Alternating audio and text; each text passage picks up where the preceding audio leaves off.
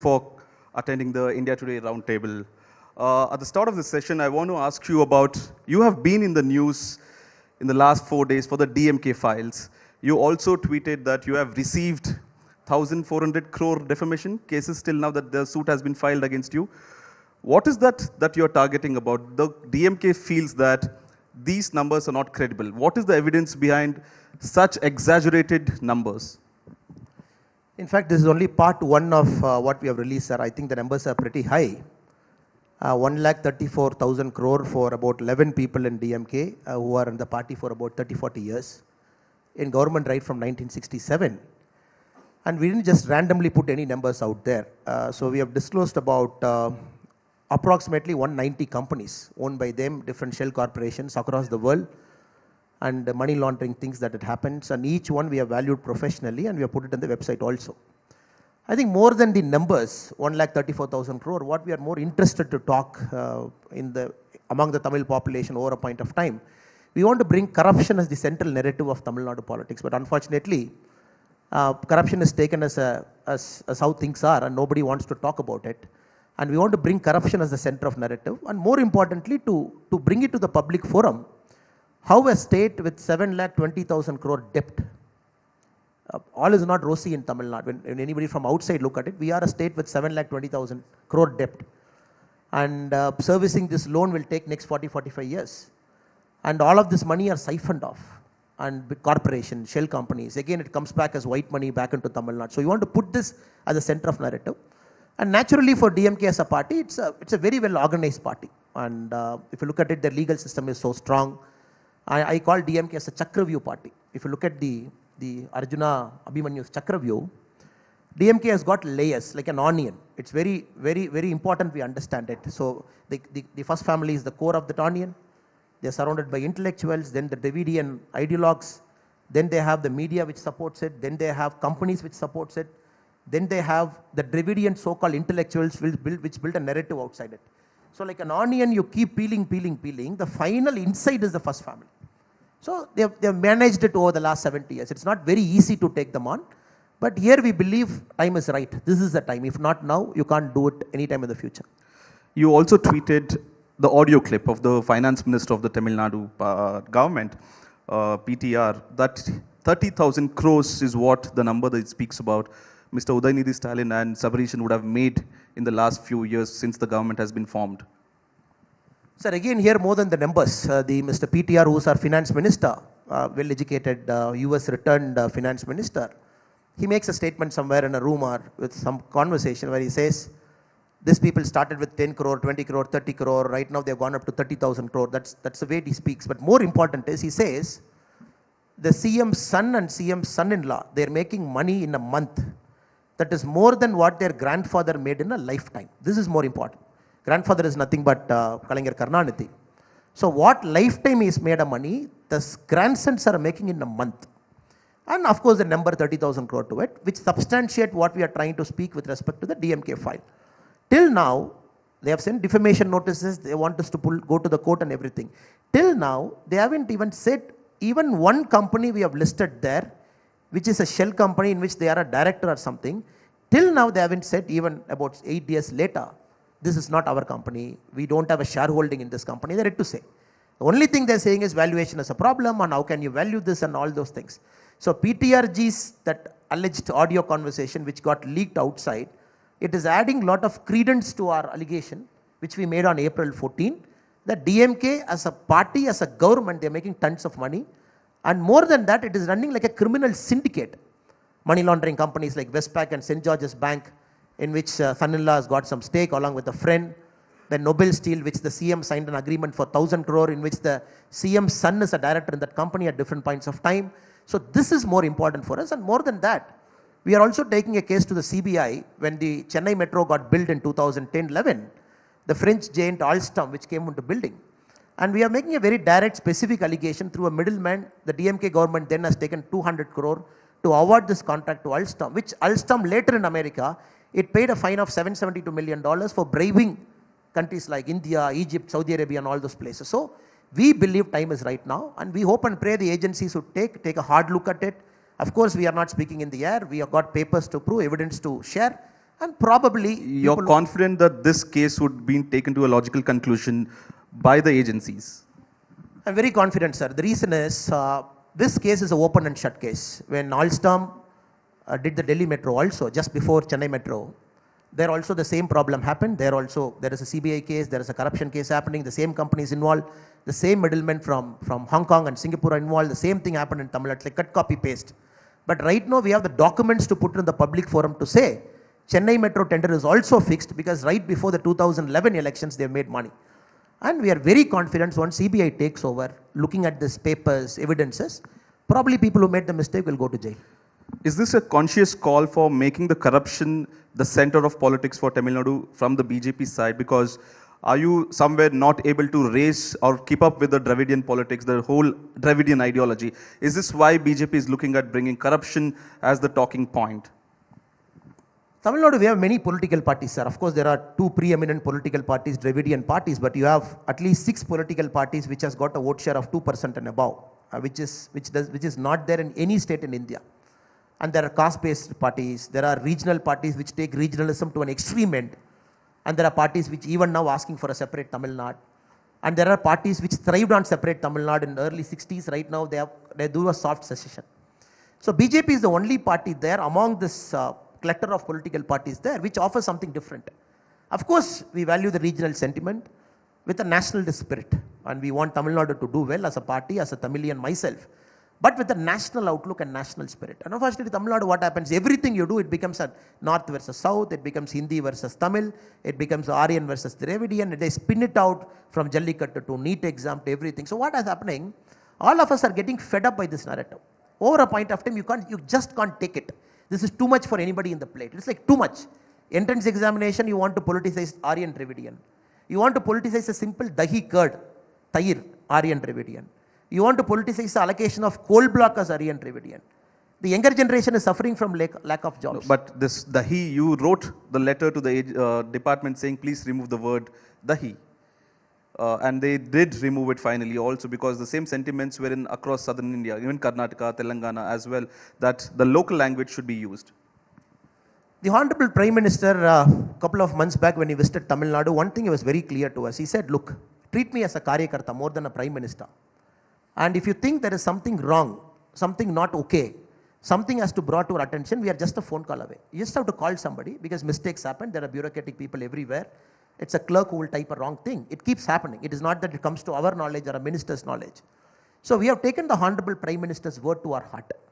Moment we see something is not right, not okay, and I can give you instances in the last 3-4 months only. I'm not going back 1 year before. In case of dahi curd, we got it changed in 24 hours. Whereas what our CM did is immediately he started a hashtag called Stop Hindi Imposition. He wanted to do a black flag protest and everything. All it wanted was a phone call and a letter. In 24 hours, we got it right. Again, when the hydrocarbon project and also the coal block allocation was happening in Tanjavur, again we got it out in 48 hours. The reason we are doing this is, we believe our Prime Minister at heart Narendra Modi ji, is a person who gives lot of impetus to regional sentiments. Because he comes from Gujarat. He speaks a language that is not Hindi as the mother tongue. So he understands for India to do well, all regional aspirations to be met. Even for the CAPF exam, Central Armed Police Force exam, we went and met Amit Shah ji, we requested Amit Shah ji that it can be given in Tamil also. Great of him, kind of him, 24 hours he said, all regional language, first time in India's history, the CAPF exam you can write in all regional languages. Even a person born in Tamil Nadu, some corner of Tamil Nadu, without knowing Hindi, he can get into CAPF. Maybe if the state requires you to learn Hindi, please learn Hindi. But Hindi is not a condition for you to pass an exam. So we are doing it.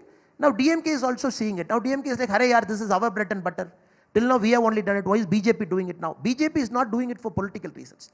We are doing it because we believe we are a national party with regional aspirations built inside. So we are not against anybody, any race, any creed, anything. Also want to ask you about when you go to Delhi to meet your national leaders, of course they don't understand Tamil. What's your mode of communication? Do you also speak Hindi? Are you comfortable speaking? Have you learnt the language? Every time we happen to meet our senior leaders, we happen to meet our Prime Minister in our national executive meetings. After becoming a state president, I must have met our Honorable PM 3-4 times in NEM. Every time I start with Tamil, whenever I get the opportunity to speak on behalf of Tamil Nadu, I start with the Tirukural. I say Vanakkam to Prime Minister. I speak in Tamil for 2 minutes, then I switch to English. Because PM wants this, because you are naturally good in your mother tongue. You go to a big forum, because that is where your heart is. Last time I remember when Telangana Chief Bandi Sanjay ji was there, he was trying to speak in Hindi. PM took the mic and told Bandi Sanjay, don't worry, speak in Telugu. Even if people don't understand what you are speaking, doesn't matter. You speak in Telugu, people will understand the spirit behind your Telugu. He spoke in Telugu for 7-8 minutes in a meeting where hardly 10 people know Telugu. So that is how Prime Minister is. But unfortunately what is happening, the regional parties for too long, they have thrived on this Hindi, North, South and everything. They're trying to mask. It is our duty as Karyakartas of BJP to take this really to the masses, to Tamil Makkal, to Telugu people, to Kannadigas, to say, this is a party with a national party. But we are no means inferior to a regional party. If there is anything to protect a regional sentiment or a spirit, our party will be the first in the line to do it, not necessarily a regional party that has got its founding in the soil. Sir, but your party is still seen as the Hindi heartland party. You have not made inroads in Kerala. Now you have 4 MLAs in Tamil Nadu, 25 MPs in Karnataka. Apart from the state that we are in right now, there's not been much inroads for the party in the last 8 years, since 2014, almost 9 years now.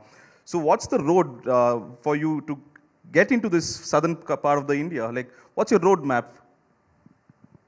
For that I have to take a little bit of time to just go back when the Janasangh got founded. And in Tamil Nadu, at least for my state when I talk, it was not very rooted there. Like in other parts of India, how Janasangh was rooted. It was there, leaders were there, they're trying to their best to convince everybody. The same time, the Dravidian movement, 1917, the All India backward classes movement started. 41, the Dravidian Kalagam came. 49, the Dravidian Munnetra Kalagam, DMK came. 57, DMK contested the first election. 67, they came to power. So they were at least 35-40 years ahead of the Janasangh when it entered. In fact, the first president of Janasangh in Tamil Nadu was a Christian, Dr. John. John was our first president. The Goa struggle, all those things were happening where Tamilians went and participated there. I'm just bringing this history on the table.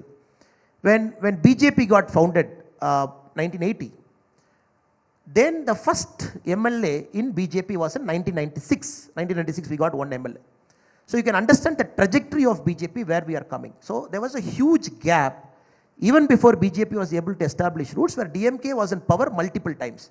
ADMK was in power multiple times. Very charismatic ministers. You had Dr. MGR, you had Jayalalitha then, you had Annamalai, you had Kalaignar Karunanidhi, people life-like big figures. So BJP, the two main growth we have seen is Atal Bihari Vajpayee era, 98, 99 to 2004, then the Narendra Modi ji era from 2014. Of course, the regional parties have a head start, there is no doubt about that, but we are catching up. And we all want to do democracy the way we want it. These regional parties have become Parivarvad parties. If you look at it, Tamil Nadu, Chief Minister, son is a minister, son-in-law controls, Chief Minister's sister is an MP.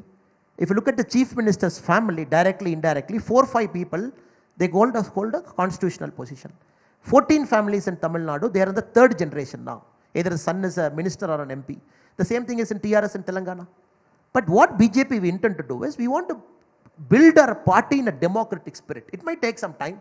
We don't want to take shortcuts, but we are there, we will reach there. It's a matter of time. In fact, I'm quoting the Tamil Nadu Chief Minister, Mr. M.K. Stalin, saying the BJP should not think every state votes like Gujarat, the whole country is not Gujarat. So they'll find it very difficult to win even a single seat in Tamil Nadu. No, this is not first time it is being said by Mr. M.K. Stalin. His father, Kalaignar Karunanidhi, about 30 years back, he made a statement. Where is BJP? I see one person here, I see one person there, I see one person there. Exact Tamil, the English translation is at it. This is when BJP had about 2 MPs in the parliament. He made a statement, BJP can never make a mark in India. That point of time, he was the chief minister also. Now from 2, we have gone to 303. From a few states, we are 18, either by ourselves or with an alliance partner.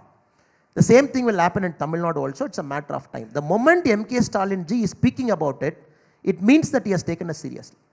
In the assembly, day before yesterday also, he said, if BJP is opposing it, it will be good for DMK, I'm doing it. So, a party like DMK, which never uses the word called BJP in their lexicon, is using the word called BJP daily, criticizing, arresting our Karyakartas, putting them in jail for a social media post, criticizing us.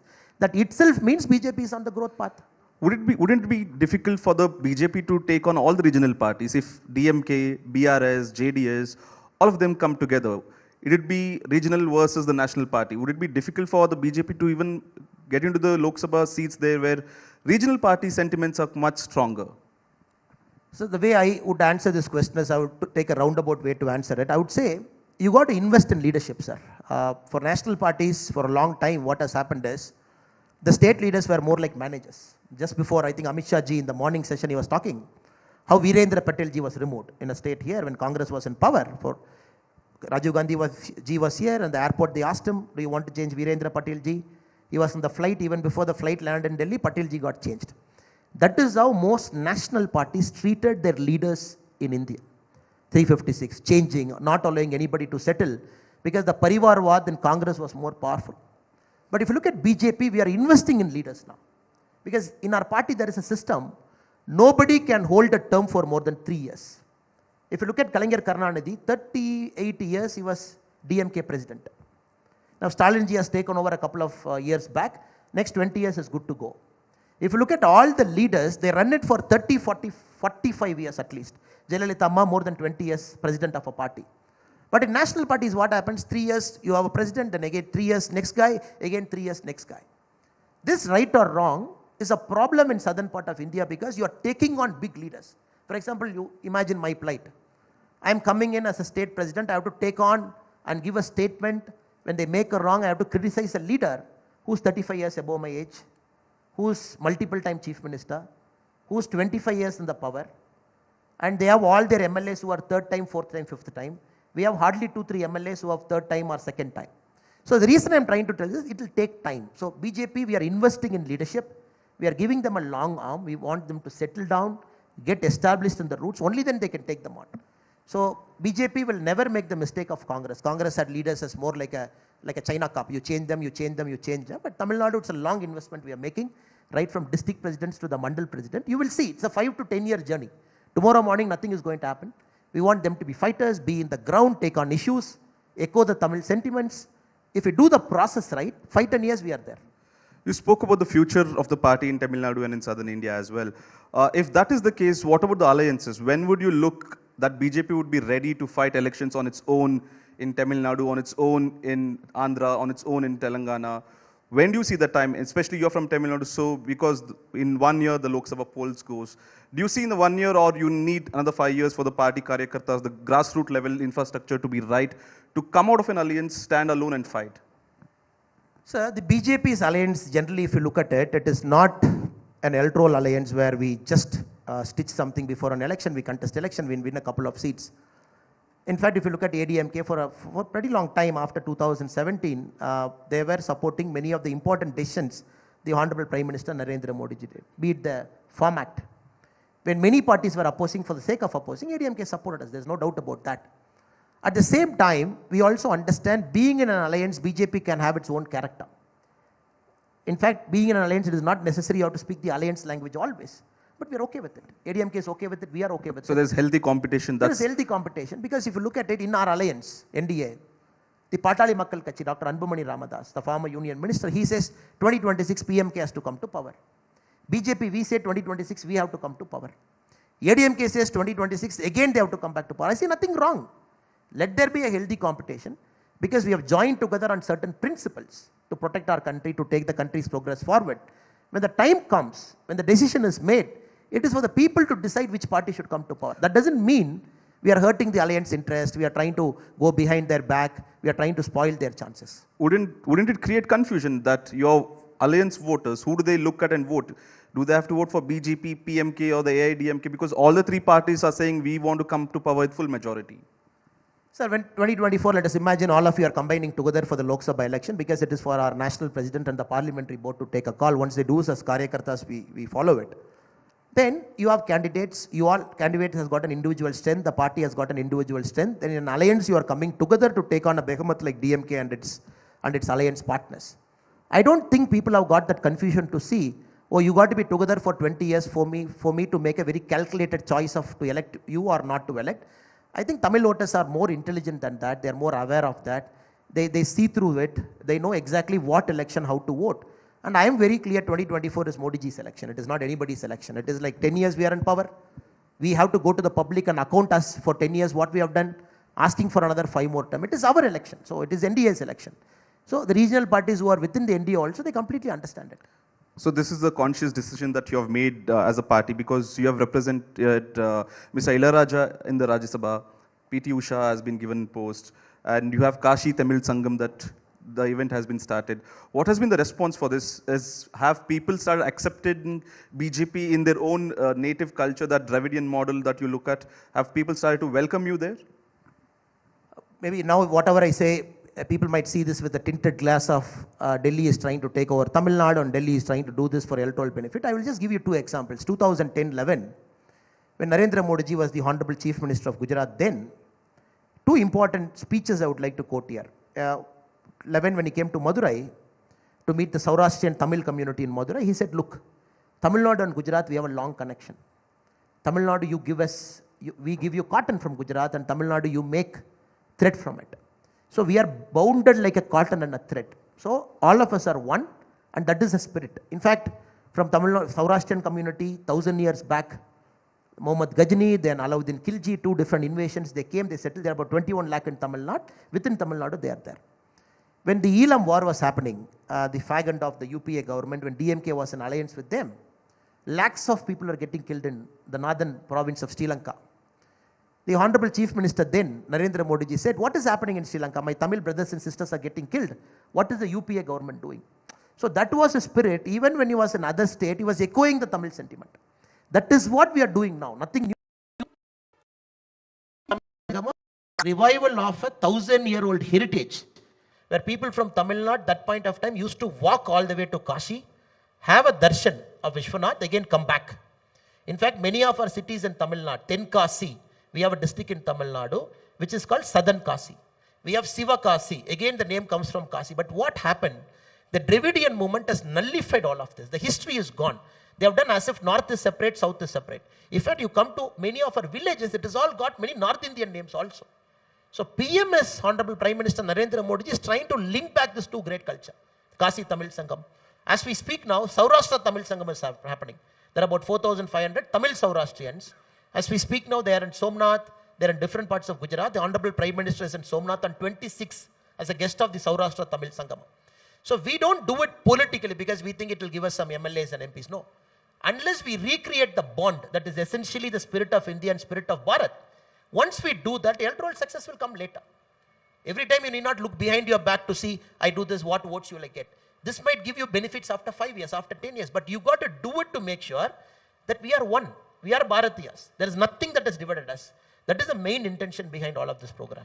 It wouldn't be fair if I don't ask you about Karnataka. You are the Karnataka co-in-charge for the election. Mr. Shettar from the BJP has gone to the Congress. In one of the press conferences, he spoke of you, saying that I am the Chief Minister, Annamalai was one of the district SPs. Now, he sits in the first row, dictate terms to us. How can this happen? That's why I moved out, because I have not been respected within the party. Annamalai, who has not even won an election, sits and decides the election strategy. Shettar sir is a great person, is a very good human being, very humble. And one of our senior leader was instrumental in building the party in the Hubli Dharwad area, our former Chief Minister also. Of course, sometimes, people have different thought process. They think their ego is hurt, they want to move on, it's fine, I wish them the very best. But I know my place. Shettarji is such a big man, I'm somewhere last in the queue, I'm a very normal Karyakarta. And the national leadership has felt I can contribute something here as a group. In BJP, we don't have this theory. When we sit in the table, we don't have the owner of the table. That is, in the Congress, they have a owner. So here it is, we are all equals. Even when I sit in Tamil Nadu, there are senior leaders who are 40 years senior to me, somebody who had built the party with blood and sweat. I don't differentiate that I am the state president, I am one level more than you. So it is always a collaborative approach. So I wish the very best to Shettarji. And he's such a great person. I've really learned so much from him when I was a cop also here for 9.5 years. And anything I say now, defending my action or this and that, it might not send a good message. So I wish Shettarji the very best. But did you, as a party, try to make sure that he remains in the party and not move to the Congress? Sir, of course. You must have seen in the press meet, Yediyurappa ji spoke, where Amit Shah ji spoke to him. Then Dharmendra Pradhan ji went and visited him in his home. But one thing I'm learning in BJP, sir, over the last 2.5 years, it is not necessary to recognize a great leader, you got to fight elections. Not necessary. We have 3 Tamil Nadu governors now. As we speak, we have 3 Tamil Nadu Tamilians as governors of different parts of India. And if you ask me, out of that 3, how many people won an election multiple times? No, but they've won, they've become MPs, they've become MLAs. But more important is, they had that service attitude. The Rashtrapati felt they should come and serve. So in our party, everybody gets opportunity. If you're not MLA, you will contest MP. If not MP, you'll be a Rajya Sabha person. Then you have chance to serve everywhere. So not necessarily an MLA ticket is the gateway to success. I really feel sad when great leaders, they chose to see this MLA ticket as a ticket to success. In fact, I still remember when I contested the first election in Tamil Nadu, the party asked me, where do you want to contest? I said, you give me any ticket, I'll contest. And the constituency where I contested, and the party BJP was somewhere around 1,000 votes, somewhere around 2,000 votes. It has never crossed 3,500 votes. So I contested, we got about 70,000 votes. Not because of me, because of Karyakarta. So I am very confident in my mind. I've taken one step for the party. Next time, 2026, somebody will contest there, he will win that constituency for us. That's how we think as Karyakartas.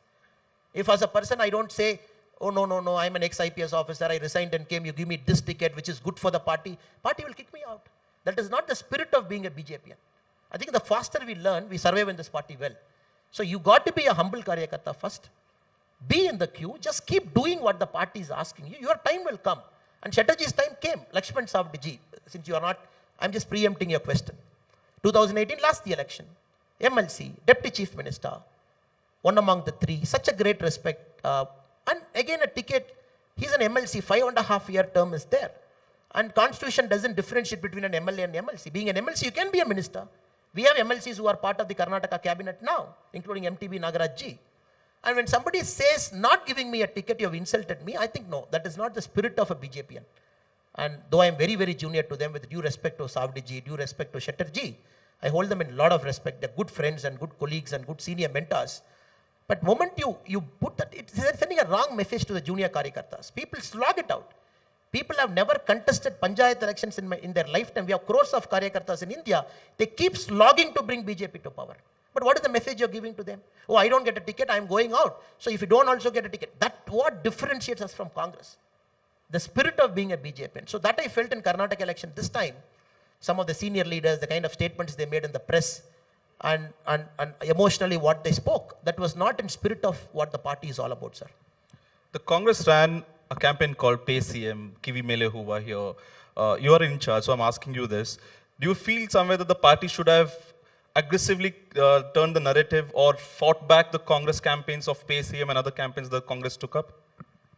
I answered this to a friend, sir, a journalist friend, a couple of months back when he asked me the same question. I said, we were busy governing when Congress was setting fake narratives. Because this state, 2018, the mandate was for BJP. Clear mandate was for BJP. But the number 2 and the number 3 party chose to join together and come to power for 1.5 years. The moment BJP took over, Yediyurappa ji as CM, COVID, you managed the COVID, you came out, you had 2 major floods in Karnataka, you are fighting it out. COVID revenue got low, then the floods was taking a lot of your revenue out. The government hardly had time to settle. I would say the government hardly had about 1.5 years to settle down. It was going at a blistering pace to complete all the infra projects, doing everything. And the previous session also we spoke about reservation and many other things. The Congress did not have a narrative. And Congress has to understand, they were in power in Karnataka, God knows for how many years, then BJP, which had fracture mandates, 50-50 Sarkara, then you had an alliance Sarkara, then you had this Sarkara. So BJP never had a majority of its own. So Congress was busy saying Paytm, okay, fine, 40% Sarkara. Who said it? A contractor said it. One person in a press meet. What happened to that guy? The court arrested him in another case. He went to jail. Again he came out. The person who made this allegation itself went to jail and came out.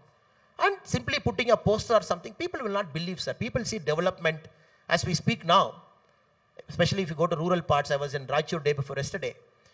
A gentleman was telling me, sir, I got water in tap to my house for the first time. This was a dream for my father, dream for my grandfather, dream for my great-grandfather. Yes, 2019 when the scheme came, Jal Jeevan Mission. Karnataka what, sir? 19% of Karnataka had pipe water connection. We are at 64% now. 54 lakh farmers not only have 6,000 as PM Kisan Samman Nidhi.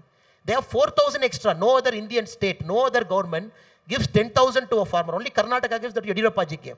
So all these are the narrative points, sir. Congress might do a Twitter campaign or a Facebook campaign, but elections are not won in Twitter. It is in the ground. So I am very confident. This time people have decided, look, we don't want Kichdi Sarkar again. We don't want 3 people fighting for 1 kursi. In Congress, it is like already multiple people fighting for 1 kursi. Let me give majority to one party. Let that party govern me well. The question among the 3, which is a better party? It is BJP.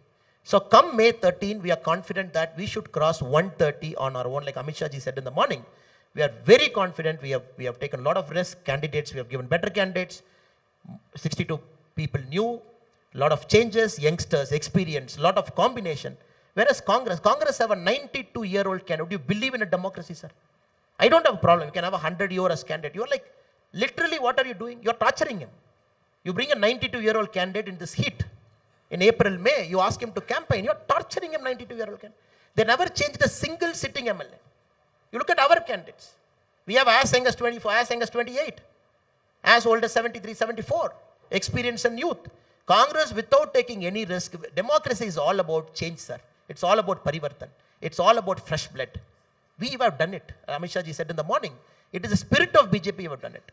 You don't do any change. You keep a 92-year-old gentleman in Davangere as a candidate. You come and address the press. You say, oh, ours, everything is fine. Everything will be fine when you take a risk. When you take a risk, something will not be okay. But people are appreciating, oh, BJP has taken a risk.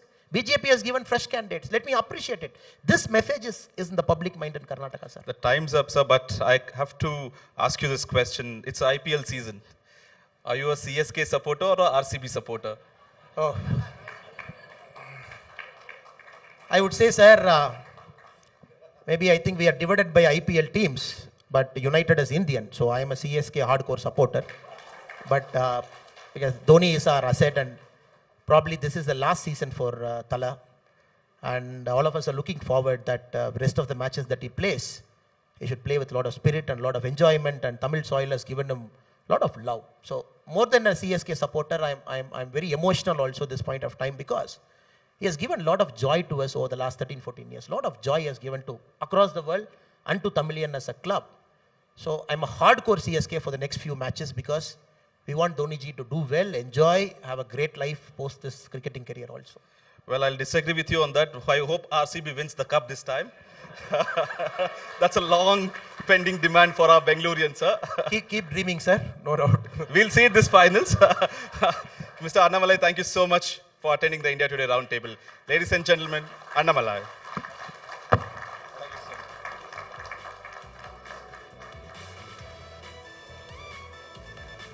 That was Annamalai, is always so witty and sharp. Thank you very much for joining us.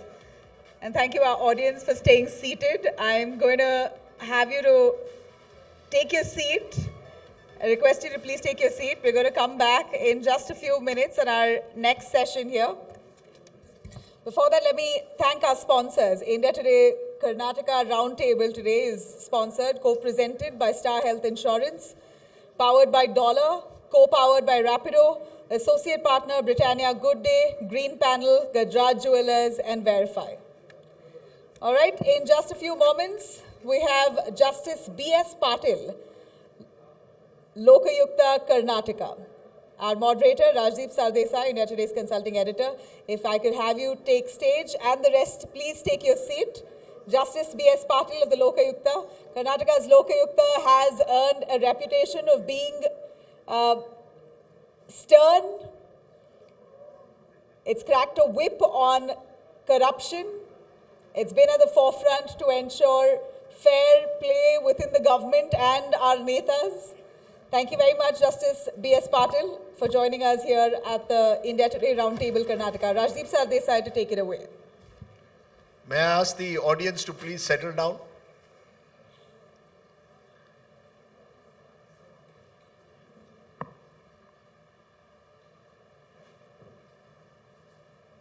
Thank you very much, ladies and gentlemen. Once again, welcome to the Karnataka Roundtable. The one